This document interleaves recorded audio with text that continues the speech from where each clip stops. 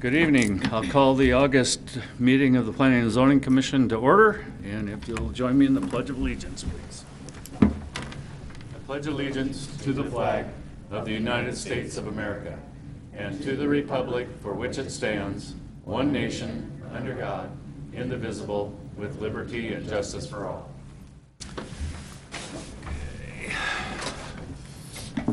Kelly, could we have a roll call, please? Kimball. Present. Carey. Here. Ostermeyer. Here. Hampy. Here. Latham. Here. Borders. Here.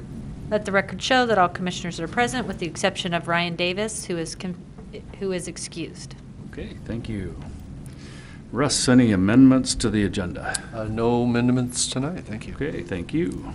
Any ceremonies, appointments, announcements? There are none. Okay. Just a reminder for those of you in the audience, we do have 2 public hearings this evening, so if you wish to speak, if you would please sign up at the podium in the back and bring the slip up to Kelly at the front desk. Okay, any declarations of conflict this evening? I have a conflict of interest on our new business item A, Montrose Final PUD. Okay. Any other? No. Good. Okay. Still have a quorum. Thank you. Consent calendar. I move to approve as presented. A second. Okay. Kelly, roll call. Kimball. Yes. Carey. Yes. Ostermeyer. Yes. Latham. Yes. Hampy. Yes. Borders. Yes. Motion carried. Okay. Citizens issues. So this is a time where we will take comments from anyone who doesn't wish to speak at one of the public hearings this evening. Anything to bring before the Planning and Zoning Commission? Seeing none, yes, we'll move on. Unfinished old business, there is none. So we are at that time of public hearing. So I'm going to open the public hearing for the Wolf Special Use Permit. John.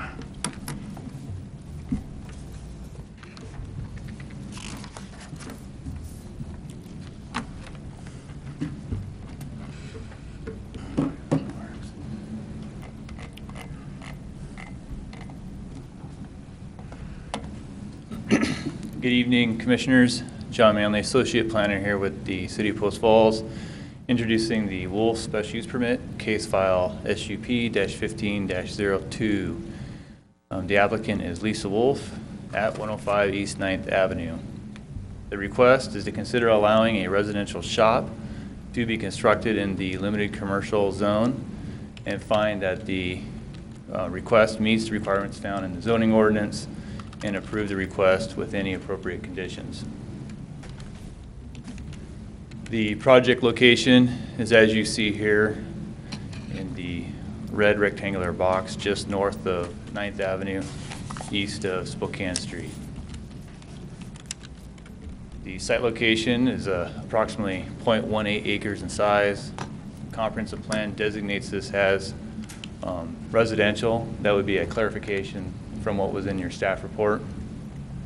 The current land use is residential. Surrounding land use is a mix of residential and commercial, with the surrounding zoning being limited commercial. The applicant, I did speak with the applicant prior to the public hearing, and they acknowledged and confirmed that they agreed with what was in the staff report, and they are available for questions. And in the staff report, the Planning Division commented that for subsection B1 of Post Falls Municipal Code 18.16.010, that a special use permit is necessary in order to construct a residential shop in the limited commercial zone. In looking at the comprehensive plan, it's a bit hard to see, but here is 9th. You can see the yellow coloration both on the south side of 9th and along the north. The project, or the request, is just north of 9th. So being that the designation for this is residential, that staff found that the proposed use would be consistent with future land use map within the comprehensive plan. So Therefore, the planning department had no concerns with the proposal. Also, engineering division felt no concern with the proposed residential shop at this location. And then Kootenai County Fire followed suit with the same comment as well. So I'd stand for any questions you have with the proposed special use permit of the residential shop. Questions for John at this point? I just have one really quick, and this doesn't really have to do with this in particular, but more. What does if it was a non-residential shop, just a shop in general, or building in general, wouldn't it be an outright allowed use in a limited commercial? Well, even if it was like a vacant limited commercial lot, if that's what you're asking, and someone wanted to build a residence, they'd have to ask for a special use permit. But it's a shop. So if they Right. wanted to build a pole building on a limited commercial lot, wouldn't they be allowed to do so as an outright permitted use? They would have to, if it was a pole building by itself, it would have to meet commercial design standards and be built to commercial standards. It's because the pre-existing use being a residence, then the allowance for the residential shop then is what triggers a special use permit. So they're not required to have any design standards associated with this, is that correct? Right. That's part of this, that's why the special use permit. The other option is if they wanted to build a residential shop and a vacant limited commercial, they could request to build a residential structure with that residential shop through a special use permit. Okay, that makes sense, thanks. Okay. Okay, any other questions for John? I just have a quick question. Is there any kind of a height restriction on building a shop in that area? It'd be There'd be a- 35 feet, similar to other residential structures. Okay. Any others? Okay, thank you, John. Kelly, any testimony? We do not. Okay, no testimony. So I guess we don't need any rebuttal. Any other questions for the staff at this point before I close this hearing? No? Nope. Okay, looks like we're good there. Close this public hearing and open it up for discussion. Commission. Meets all the conditions. Okay, Nancy? I don't see any issues with it. Okay, Mark? Yeah, I guess my point on that, my thoughts are that they're putting a shop in something that could transform to commercial in the future, and if it does, that would need a separate permit, and it would need site plan improvements and all that, but it's a shop, and so it's less restrictive than commercial, so I can't see the neighbors complaining, and there hasn't been any negative, feedback on this project, so to me, it's a less restrictive use. It's adjacent to a residential, it's in limited commercial, and there's a lot of residential surrounding it, so it makes sense. Okay, Vicki? Yeah, I agree. It's, there's other detached structures kind of similar to that kind of use in the area already, so I think it kind of goes along with it. Great. Yeah, and I agree with Mark. I think that almost the limited commercial zoning might even be overzoned for the lot. So I think this makes a lot of sense, and I'm for it, for sure. I think it's just important to be really clear that if it ever turns into a commercial use in the future, that there's a lot of other things that have to go with that to get it to that point, and it's not a matter of, it shouldn't be considered a strategy to get a shop built and then it somehow turns into a commercial business somehow. So. And that would come with the change of use permit. Yeah. So. Okay, I'll look for a motion. I All right. move to Go for it. I move to approve the Wolf Special Use Permit SUP 15-02, adopting the findings and conditions 1 and 2 contained in the staff report. Second. Okay, motion and a second. Kelly, can we have a roll call? Kimball? Yes. Carey? Yes. Hampy? Yes. Latham? Yes. Ostomeyer? Yes. Borders? Yes. Motion carried. Okay, thank you. Okay, we'll move on to the Miller Development Annexation. Open the public hearing. John, could you present the project? So the The Miller Development Annexation, case file A-15-02. The applicant is Miller Development Group LLC. Both the applicant and the applicant's representative is here this evening. The requested action is to annex real property into the city of Post Falls with the requested zoning designation of single-family residential. That'd be the R1 zoning district. The annexation size approximately 7.7 acres. The comprehensive plan has designated this area for residential and for infill. The current land use is vacant, and both the water and sewer would be provided by the city of Post Falls. In looking at the surrounding zoning, you can see that to the west and to the north, an extensive amount of single-family residential, so the proposed zoning designation is complementary to the adjacent uses. Also to the east and southeast, that would be County Ag subdivision in the county.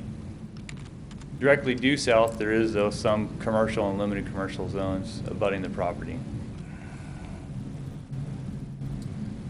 So this would conclude staff's introduction of the proposed annexation. Okay, we'll hear from the applicant then.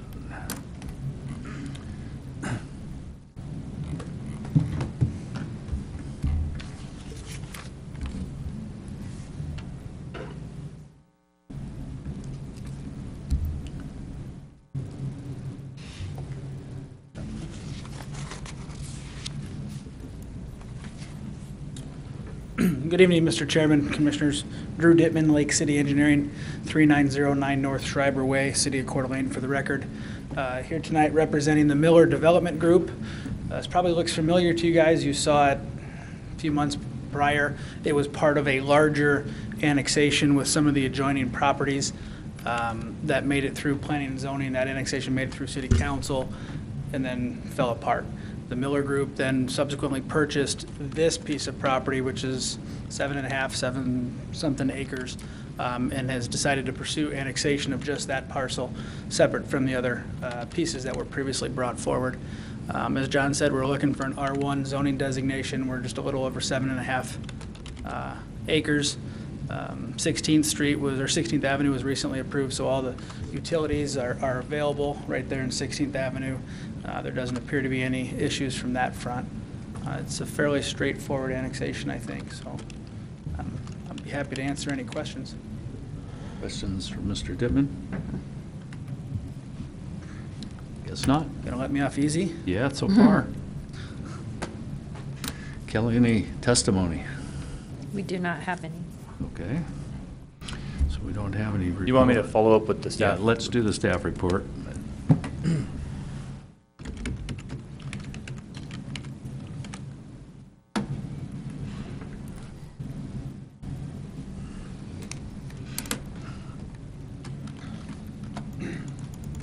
So the planning division reviewed this proposal, and the property is within the Post Falls area city impact. The boundary of the proposed annexation, as you've seen in a few of those graphics, is contiguous with the city limits along the west, north, and part of its southern boundary. The proposed annexation would promote infill development and reduce the size of an existing county pocket. I looked at the size of this county pocket, and currently it's a fairly large county pocket. It's about 354.6 acres, so any reduction would be a positive as far as curbing some of the pocket and creating some infill development. Also, per Title 18A.04.040 Administrative Structure subsection C, the City Council shall determine whether development for newly annexed site measuring less than 10 acres in total shall be processed under Post Falls Smart Code or shall be processed under the conventional zoning regulation pursuant to Title 18. So the Planning Division would recommend this be processed as Title 18, as it would be compatible with the surrounding zoning and the methods in which it had been developed. So as part of the motion, that would be going with the motion potentially to council, either with conventional or with smart code. Also, the proposal would be consistent with the annexation policies within the comprehensive plan, as well as a number of general policies, all of which were outlined in the staff report. Engineering division had commented and that the transportation elements of the project are acceptable as presented, and that in regards to water reclamation, currently there's capacity to serve the project, but there was an additional note that the southern portions may require an extension of a sewer main to the property from the southern boundary at the time of site development. And if you want to have any further questions, they're here, the engineering division's here for any sort of questions pertaining to that.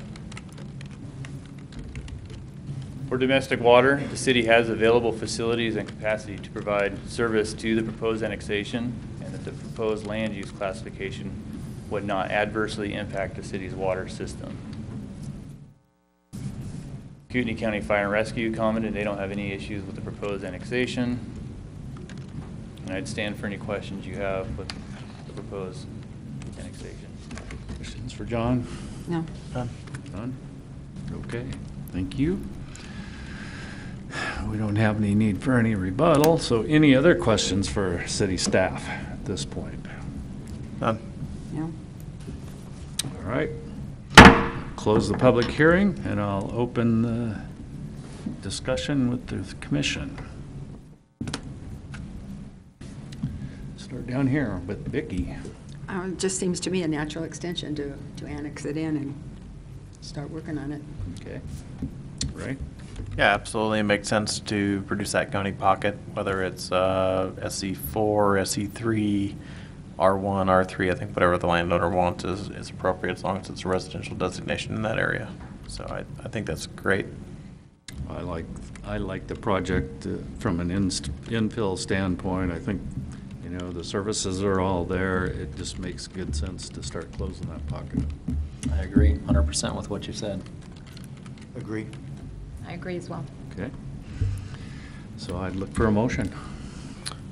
I would move to approve the annexation case A15-02 Miller Family Development Annexation and recommend an R1 zoning as requested by the applicant, adopting the findings and conclusions and recommendations and conditions of approval as adopted in the staff report. You want mention of the conventional zoning versus? That with the R1. Okay. Yes. Good. All right. I will second that. Okay, we have a motion and a second. Kelly, could we have a roll call? Carrie? Yes. Latham? Yes. Campy? Yes. Ostomeyer? Yes. Borders? Yes. Motion carried. Thank you. Yes. Oh, Kimball. Sorry. All right. I guess we'll move then on to new business and talk about Montrose 8th Final PUD. John.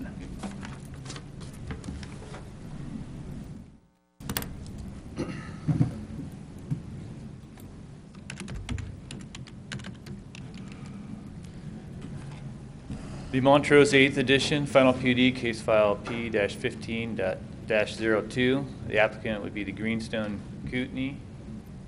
The requested action is that the Planning and Zoning Commission to review and approve the proposed final PUD for the Montrose edition of an approximate 7-acre project within the Montrose Preliminary PUD planning area.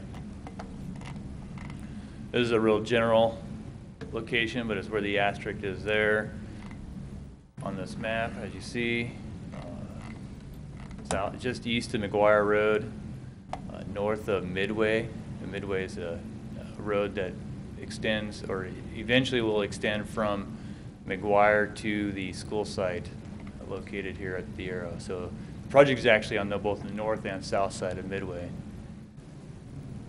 This here is a more accurate depiction of the location of the project area in relationship to the school and McGuire Road, with Midway running right through about this location. So it's a little less than 8 acres approximately at 7.82 acres. Proposed lots are 33 single-family residential lots.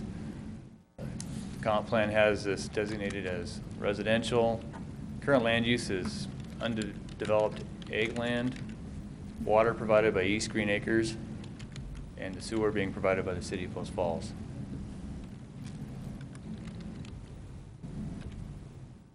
And looking at this area, I'll let you know that currently this is a developing area with 5-acre egg farms to the west. Here's your vacant egg uses, and then the school site, and some multifamily and a LDS church located at that location, just west of the proposed project area. Here's the existing zoning. As you see here, that the majority of this is currently the underlying zoning's industrial in the proposed project area, but with the PUD approval, that would then, it's consistent with the PUD plan as far as the preliminary PUD, so therefore there's no concerns even though the underlying zone is industrial. It may bring some appraisal issues if they were appraising it. There's always some questionings when there's inconsistency between the zoning and the proposed use, but as far as the plan, it's consistent with the PUD. You see the county ag uses is to the west, with the R1 being the yellow.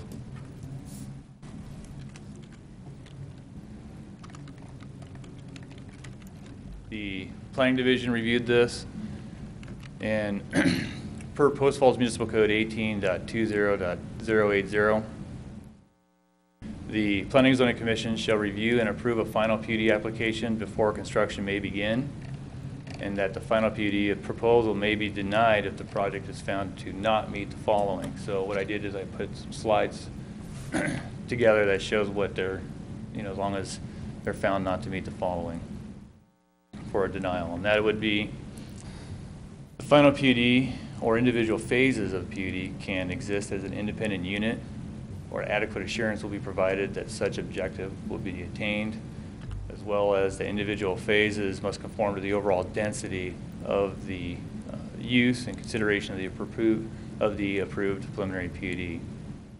That's recorded in a development agreement. So when you look at this, the overall preliminary PUD is 3.5 dwelling units per acre. The proposal is for about 4.22 dwelling units per acre. And it's not uncommon with PUDs, as they develop, some phases are a little less dense, some phases are a little more dense. And so staff views this as fairly, it's close enough to the 3.5 that as future phases occur, that they'll have to meet eventually that 3.5 for the overall project. So they'll absorb some of the difference, and or with a future preliminary PUD amendment could request a modification at that time. Also to note that the 4.22 dwelling units is less than what we typically have for our single family R1 subdivision. Another reason why planning staff is not concerned with that, with the proposed density. Also, this proposed phase can exist as an independent phase, which was important to meet that criteria. The other one was that any exceptions from standard district requirements is warranted by the merits of the design and amenities incorporated in the final development plans in accordance with the approved preliminary PUD and adopted policy of the City Council. So there is some minor road alignment changes with this, but for the most part, this final PUD is consistent with the original preliminary PUD. At this point in time, there's no park improvements that's being triggered and no other improvements other than interior road improvements and street improvements for a residential subdivision.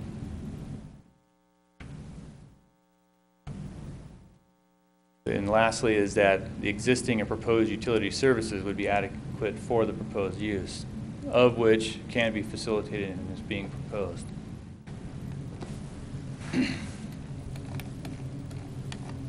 This here is a graphics where you look at the extent of phase 4 highlighted here in the orange, and you look at what's gone and occurred in through other developments, that for the most part, they're being real consistent with the overall lotting pattern as a preliminary PUD.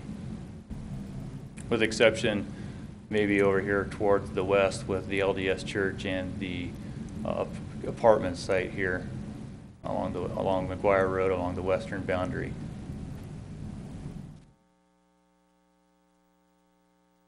Apologize for the small text. This was an excerpt from the PUD plan in of itself. You could see how originally the phase 4, which was the area highlighted in orange, there were to be 265 single-family dwelling units, 68 cluster units, and cluster units are like single-family units. They're just compact single-family units. 162 multifamily units, and then with up to 3.9 acres of an industrial park acreage. You can see here in the fine print that currently, as part of the preliminary PUD, at a platting of 150 lots, that's when a 1.9 acre site is to be constructed prior to platting. It says completion of neighborhood park, 1.9 acres, prior to final platting of the 150th lot within phase 4. That's for the preliminary PUD, not as part of this final PUD. So looking at what has developed, you have 120 units with the Montrose apartments. That includes the multifamily as well as the senior apartments. There was 60 at each. And currently there's about 17 lots platted within phase 4. So with the 33 being proposed with this would bring a total of 50 lots. So that would leave the remaining balance available for phase 4 at 215 for the single family, and you'd have the 68 for cluster, 42 remaining for multifamily, with that industrial acreage still being allocated. Planning staff does recommend the following conditions be placed on the Montrose 8th edition final PUD if recommendation of approval is sought. And that would be that Street B, as identified in the original preliminary PUD, I believe it's on this image here. Street B is Midway, connecting the school site to McGuire. That it would be completed prior to any plat in any future phase within phase 4. The other condition is that no additional subphases within phase 4 of the approved. Any subphases within phase 4 of the approved preliminary PUD within that phasing plan should occur until the Montrose Preliminary PUD be amended and updated to current conditions. The original Montrose PUD was adopted May 5th of 1998, so we're about 17 years into it. Markets changed, housing products changed. At this point in time, the park has not, the parkland has not been granted to the city, and there's some outstanding items that need to occur for the overall Montrose PUD. So that's what spawned that condition. The engineering division commented and that the general layout and alignment of the roadways is acceptable and complies with the master PUD. Configuration of traffic islands and curb bulbs in the intersection of Midway Avenue and the proposed Chetco Drive would need to be adjusted to better facilitate the bicycle and motor vehicle traffic. And for the water reclamation is that the city has the facilities and are adequately sized to serve the final PUD, and the proposed sewer service will need to be provided to each individual lot in conformance with the city design standards along Benham Drive. For domestic water, is that would be provided by East Green Acres, and the infrastructure would need to meet the requirements for the East Green Acres Water District. So I'd stand for any questions you have for this final PUD. Questions for John or the staff? No. Okay, thank you, John. So I'll open it up for discussion and then look for a motion. Meets all the criteria. With I conditions. agree. We're pretty easy tonight. I think it fits in that phase really well. I It mean, does. It's just a logical extension, it looks to me, of that phase, so I'm happy with it. Yeah. All right, so I need a motion, okay?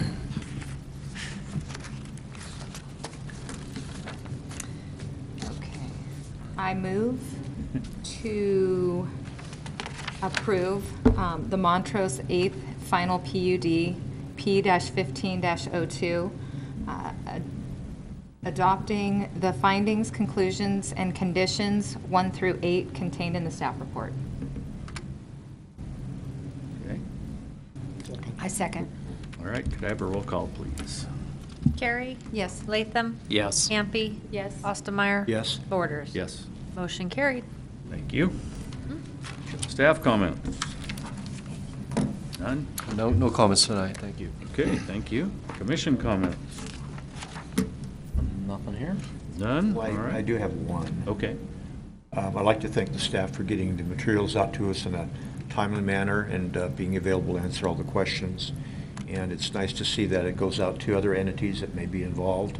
And I just wish we'd probably get better, excuse me, not better, but more responses from some of the other entities instead of no response at all. So it's pretty apparent that staff is doing their job of communicating issues to other parties. So, in fact, John, if you want to make any other comments on that pertaining to the, the disclosure of different items that go out to other entities, any comments?